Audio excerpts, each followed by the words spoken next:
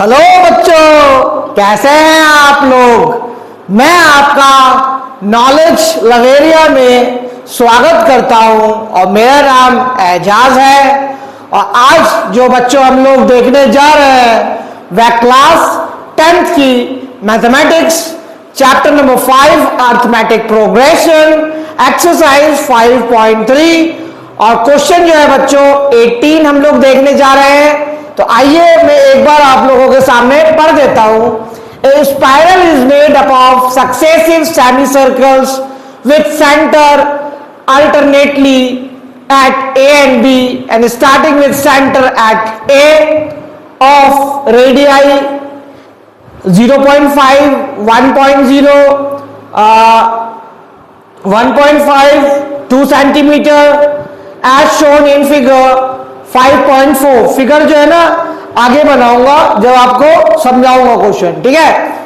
What is the total length of such a spiral made up of 13 consecutive semi circle. ये जो एक rough diagram मैंने बनाया है समझाने के लिए कि क्वेश्चन जो है वो बोल क्या रहा है, ठीक है ना। देखो क्वेश्चन में कहा गया ये है कि ये जो पॉइंट है ना ए, तो यहां से लेकर के मतलब जो L1 है, देख रहे होगे आप, ये क्या है, एक सेमी सर्कल बना रहा है, ठीक है। सेमी सर्कल के बाद ये दूसरा क्या कहते हैं सेमी सर्कल बनता है जो जिसका नाम रखा गया है L2, ठीक है। L2 का क्या कहते हैं, क्या हो जाता है, सेंटर चेंज हो जाता है, इसका सेंटर फिर B हो जाएगा, ठीक है। फिर ये ऊपर जाएगा और L3 का सेंटर फिर क्या हो जाएगा, A हो जाएगा। और L4 जब इस तरीके से जाएगा तो इसका सेंटर जो है बच्चों क्या हो जाएगा, B हो जाएगा। और इसका रेडियस जैसे A से लेकर के B तक का जो है वो 0.5 दे रखा है। और जो आपका क्या कहते हैं सेकंड वाला जो सेमी सर्कल बन रहा है, ठीक है, सेकंड वाला कौन सा बन रहा है, L2, ठीक है। L2 जो है वो उसका रेडियस जो है 1.5 दे रखा है। तो मुझे क्या निकालना है कि ये जो है वो L13 तक जाएगा। सोचो कितना बड़ा सर्कल हो जाएगा, L13 तक जा रहा है। तो उसका जो है ना हम लोगों को ये जिस भी मटेरियल से बना हुआ है उसका टोटल लेंथ हम लोगों को निकालना है, ठीक है, कि कितना लंबाई होगी उसकी अगर हम नापेंगे तो। समझ में आया क्वेश्चन। तो देखो सबसे पहले मैं आपको ये बताऊंगा कि इसको करेंगे कैसे हम लोग, ठीक है। सबसे पहले आप लोगों को देखो एक छोटी सी बात बताऊंगा कि आप लोगों ने पहले सुना होगा कि सर्कमफेरेंस ऑफ सर्कल होता है, ठीक है। सर्कमफेरेंस ऑफ सर्कल क्या होता है, बहुत आसान सा फॉर्मूला है, 2πr होता है, ठीक है ना। 2πr का मतलब होता है कि जैसे ये सर्कल हुआ तो इसके चारों तरफ की जो पैरामीटर्स होती है उसको हम लोग सर्कमफेरेंस कहते हैं ना। तो मुझे क्या करना है, मुझे यही चीज निकालनी है L1 के अंदर, L2 के अंदर, L3 के अंदर, L4 के अंदर। तो चलो करता हूं मैं। अब देखो यहाँ पे सेमी सर्कल है, ठीक है ना, सर्कल नहीं है पूरा का पूरा। मेरे डायग्राम पे मत जाना, डायग्राम में बहुत सारे एरर्स हैं, ठीक है ना। आप लोग उस डायग्राम को बुक में देख सकते हो तो बहुत अच्छे से समझ में आएगा, ठीक है। तो सेमी सर्कल के लिए क्या होगा, 2πr है। तो मैं जब इसको हाफ से डिवाइड कर दूंगा तो 2 से 2 कट जाएगा, तो इसका मतलब क्या हो जाएगा, πr हो जाएगा। यानी तक कि मुझे अगर यहां से लेकर के यहां तक का अगर डिस्टेंस निकालना हो इस L1 का, ठीक है ना, तो मैं क्या कर सकता हूं, πr लगा सकता हूं, ठीक है। तो यहां पे मैं क्या करता हूं, फिर यहां पे मैं लेता हूं, ठीक है, यहां पे मैं लिख देता हूं L1। लेंथ जो है वो L1 के लिए मैं क्या ले लूंगा, मेरा क्या हो जाएगा, पाई और r। पाई में वैसे ही ले लूंगा, r कितना हो जाएगा इसका 0.5 हो जाएगा, ठीक। जो दूसरा वाला L2 होगा, ठीक है, ये जो L2 होगा इसका मेरे को अगर निकालना तो क्या होगा, पाई, और यहां पे कितना दे रखा है, 1 दे रखा है, ठीक है, तो 1.0 लिख दूंगा, ठीक। L3 जो है वो कितना दे रखा है बच्चों, L3 निकालने के लिए क्या करूंगा, पाई इंटू 1.5। और L4 का अगर मुझे क्या कहते हैं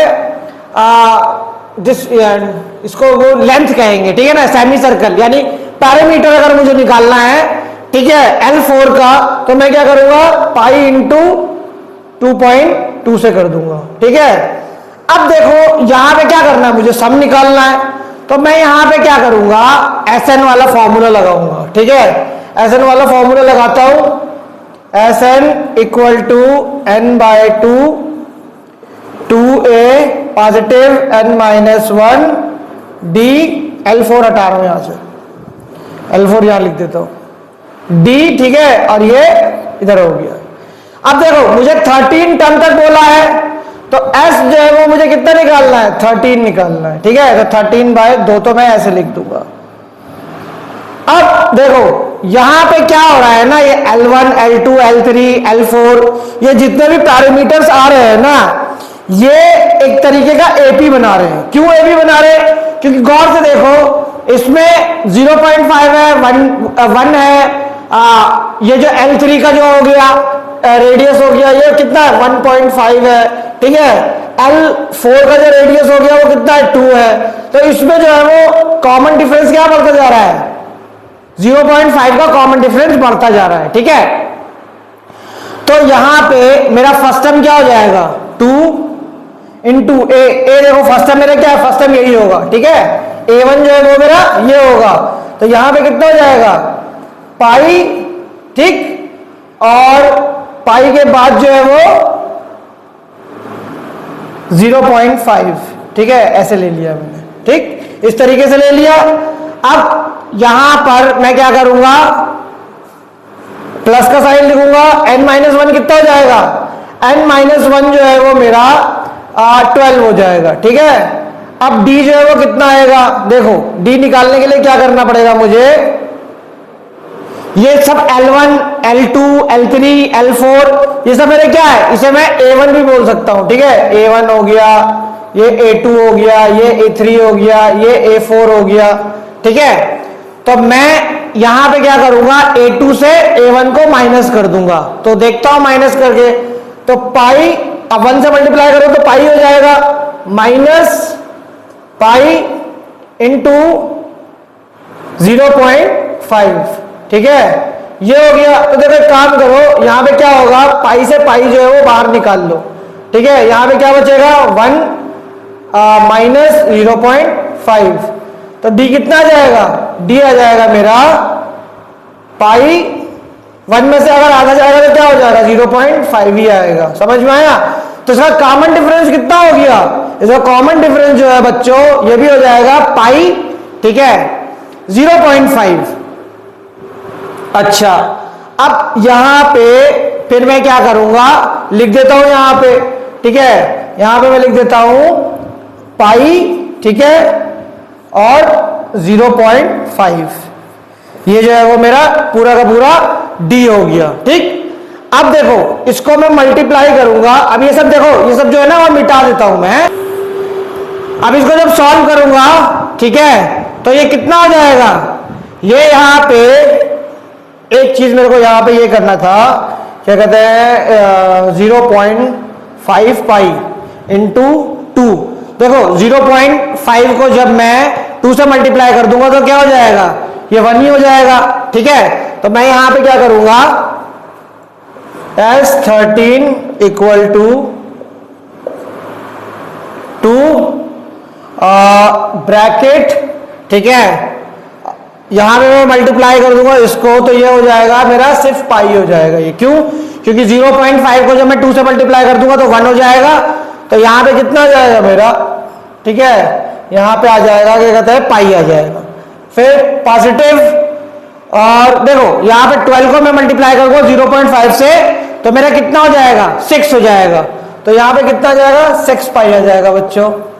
अब यहां पे सॉल्व करते हैं, S13/2, तो ये कितना हो जाएगा बच्चों 7 पाई हो जाएगा, ठीक है। अब यहां पे इसको सॉल्व करूंगा, S13 की वैल्यू जो निकालूंगा, तो 13/2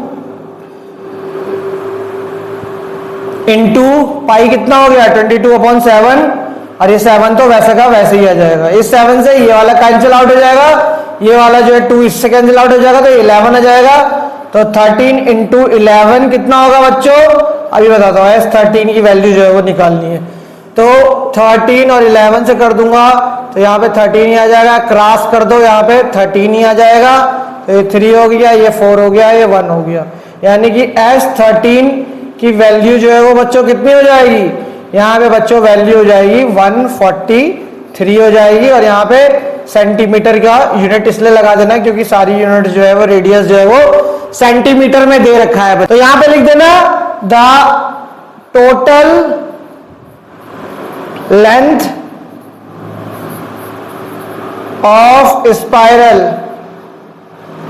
इज 143 सेंटीमीटर। ठीक है बच्चों, दा हटा देना यहां पे क्या हो जाएगा, total length of spiral is 143 centimetre. तो ये वाला क्वेश्चन बच्चों मैंने आप लोगों को बता दिया है, समझा दिया है, करा दिया है। अगर आपको मेरा वीडियो अच्छा लगेगा तो लाइक करिएगा, सब्सक्राइब करिएगा, चैनल पे आइएगा और अपना ख्याल रखिएगा बच्चों। ठीक है, आपसे नेक्स्ट क्वेश्चन में मुलाकात होगी।